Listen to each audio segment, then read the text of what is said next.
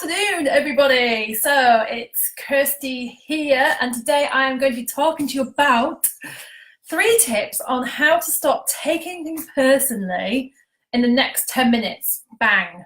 So I want to jump into this, but before I do, because this is going to change your relationship to people. I've got Instagram up there and Facebook here, that's why I keep looking up and down, because what I find is a lot of people find that they take what other people say really personally, and it really affects how they feel. But before I jump into this, give us a thumbs up if you're here, and don't forget to also tell me where you're from. Where are you from today? Which part of the country or the world are you listening from? Type it into the little chat box. That's fabulous. And I am going to dive straight in, but before I do, at the end of today, I've got something very exciting to share with you, so do stay on. Okay, now if you've never met me, my name is Kirsty Bortoft, and I am a mindset coach and a meditation teacher, and I also specialise in helping people with their heads. I help people be able to overcome that busy mind, stress, anxiety, chronic pain, whatever it might be, so that they can live a life of freedom and peace and joy. Who doesn't want that? I know I do. So don't forget to share this with, if you think you've got a friend who also takes things really personally, make sure you share this with them. I do have a YouTube page, The Mindset Coach. Don't forget to go and subscribe, press the little bell so you get a notification, and let's dive in, shall we? So 3 tips on how to stop taking things blooming personally. Now, it is horrendous, isn't it, when you feel that like you're reading into what you think someone's either thinking about you, or the way that they said something, you interpret in a way that you think that it's the end of the world, and you get that awful shudder in your body. It's like a physical sensation that makes you think that you're a loser, and you're not, but it's horrendous when it happens.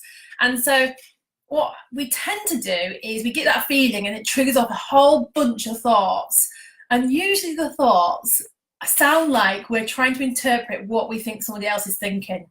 Now, I don't know about you, but in all the years I've been alive, I've never been able to get inside someone else's head and actually listen to what they're thinking. So actually what we do is we're trying to interpret what people are doing and saying, but we don't really know what they're saying. We're just literally going off in a tangent in our heads, thinking, oh my goodness, that person doesn't like me, or the way that they've looked at me, definitely I've upset them, or potentially, oh gosh, this is an awful, I could just tell the way that her body language was that she just really thinks that I'm horrendous, whatever, okay? We all know these horrendous things when it happens, when we take things personally. So what are we going to do about it? Well, the first things first. The first thing we're going to do is this. It's called the mirror effect. And when I learned about this, it changed my life. Literally.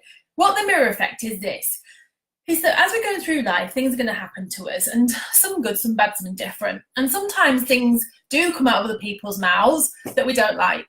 Like, for example, I don't know, maybe 6 months ago, something like that, I got completely trolled on social media. In about 20 minutes, I got like annihilated on every single social media platform that I've got.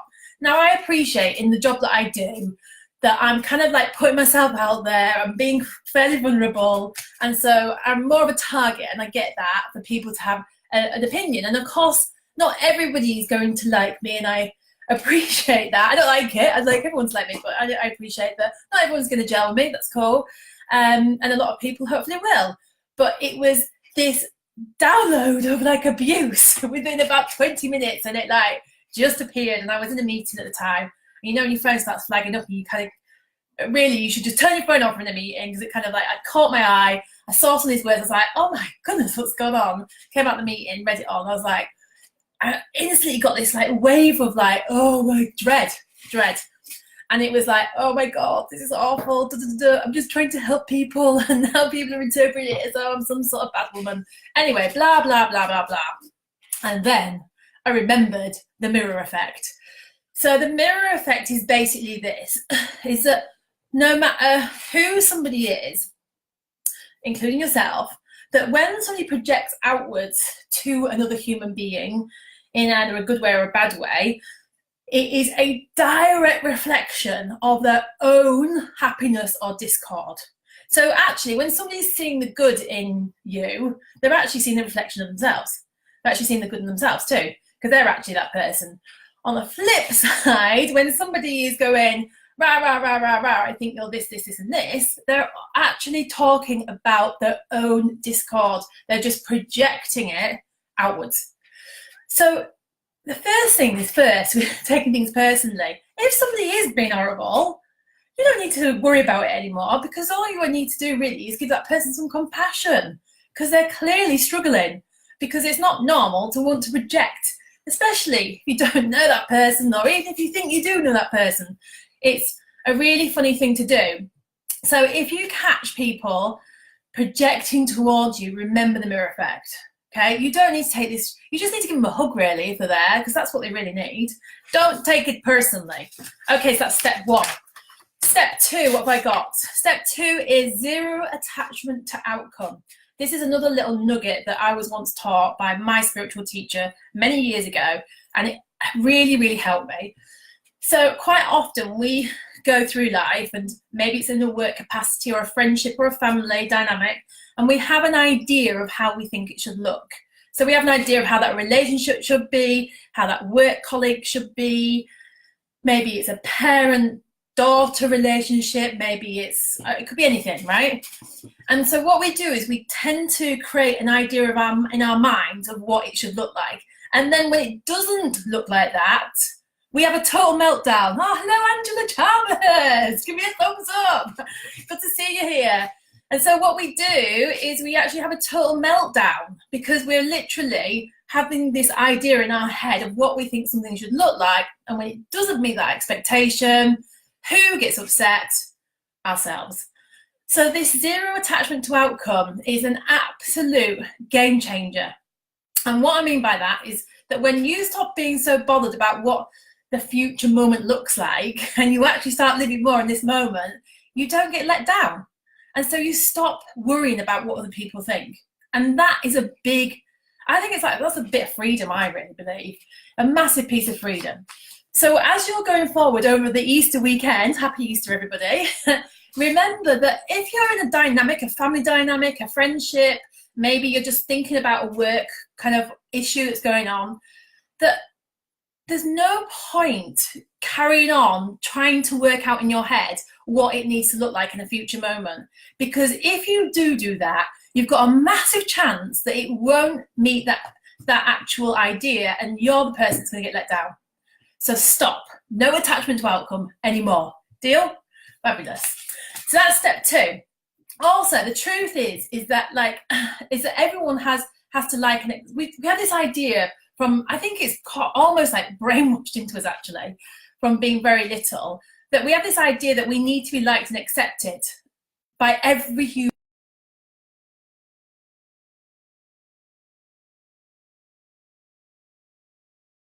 That I really didn't like it, that I want to be accepted. But the truth is that, well, another example of my teacher that says this is like, life's like a bunch of different flavors of ice cream, and you go to get your ice cream, it's a really nice sunny day, and you get your chocolate chip, and your friend gets rubber raisin.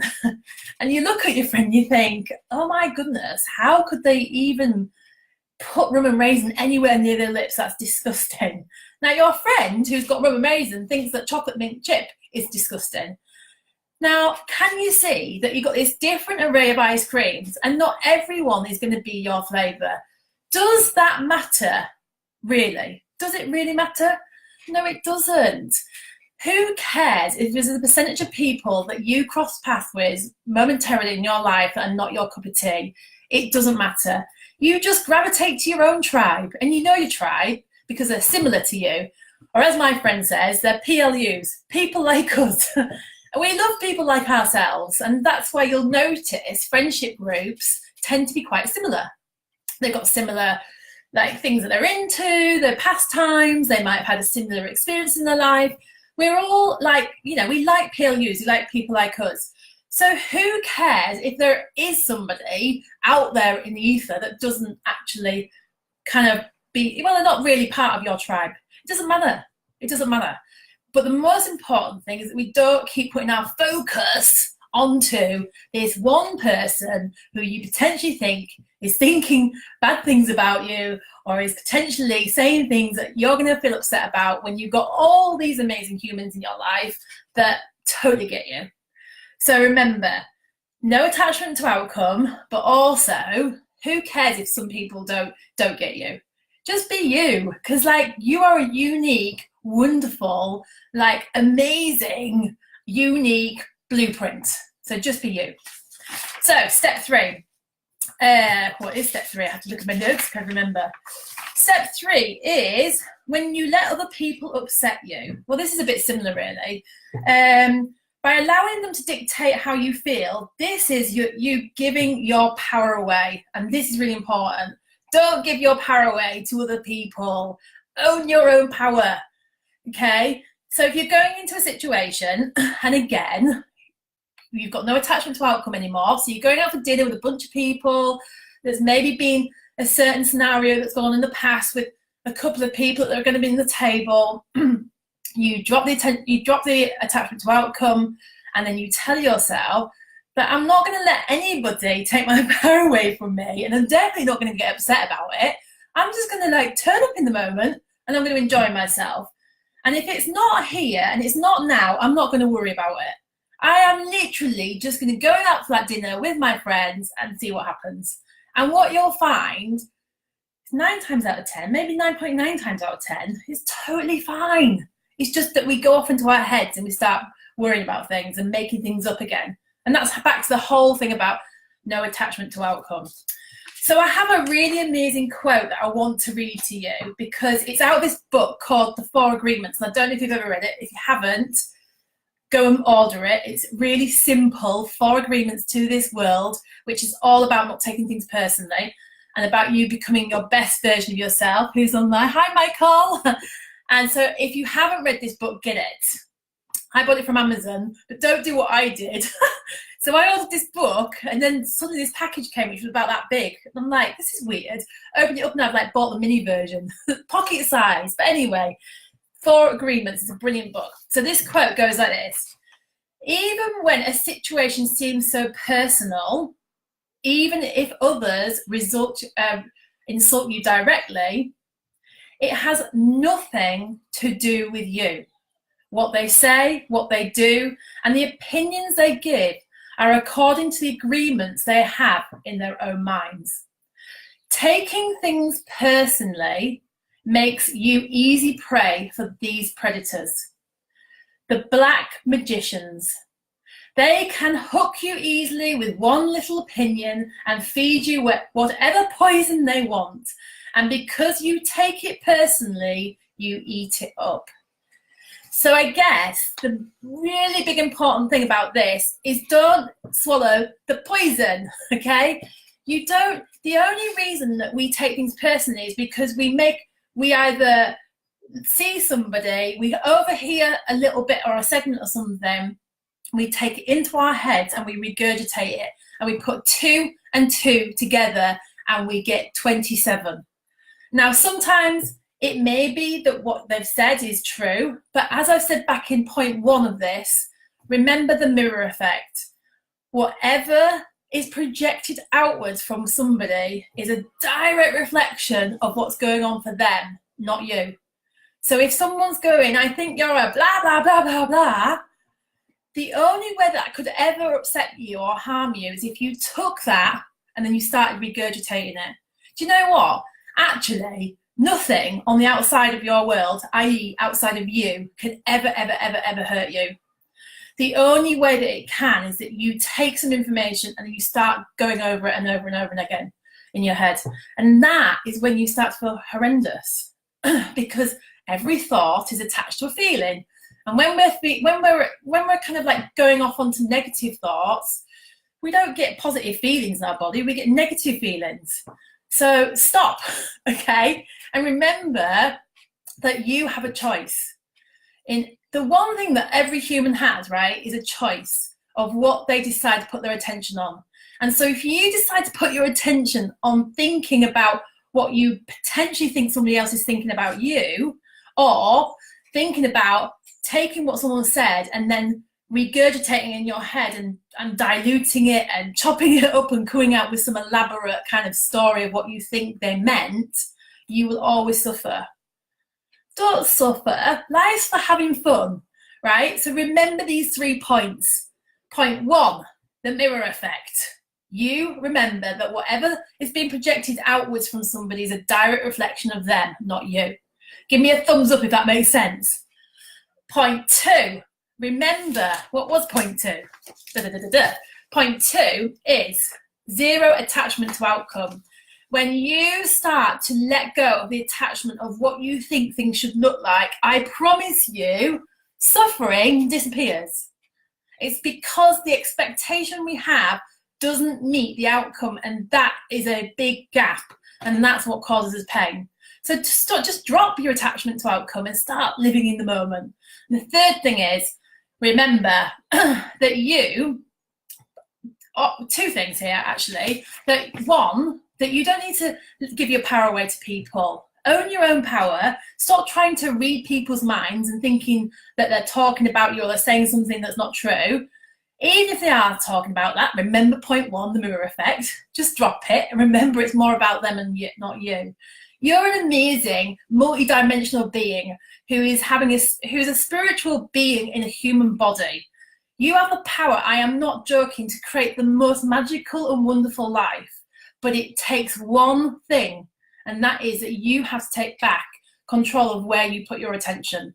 Stop putting your attention on stuff that doesn't matter. Start putting it on self-empowering things, which make you feel alive and magical. And you know those things because they make you feel excited, and they make you feel like you've got energy, and they make you feel happy. So put your attention on those things and stop worrying about what other people think. So if you've loved this and this has made sense, give me a massive thumbs up or a love heart, depending on where you are. If this is on YouTube and you're watching it, then don't forget to subscribe. If you've got any friends that you think would really benefit from this, absolutely share it. I do have a YouTube site, which is a YouTube channel even, which is the Mind Body Coach. No, it's not. It's the Mindset Coach even. Now, let me tell you about what exciting stuff I've got for you. I am about to release a free training on reducing anxiety and stress. It's going to be like a 45-hour, 1 hour long sort of training. It's completely free. And if you think that that's something that you would benefit from, or you know somebody who would benefit from, then I've got limited spaces, but do grab a space at www.kirsty, Kirsty, Bortoft, bortoft.co.uk. And I will, you just put your name down there and I'll get in touch with you when I'm going live. It's going to be limited spaces. It's like an hour's long training. Be there, be square, lots of exciting free tips. And this basically takes this to the whole next level.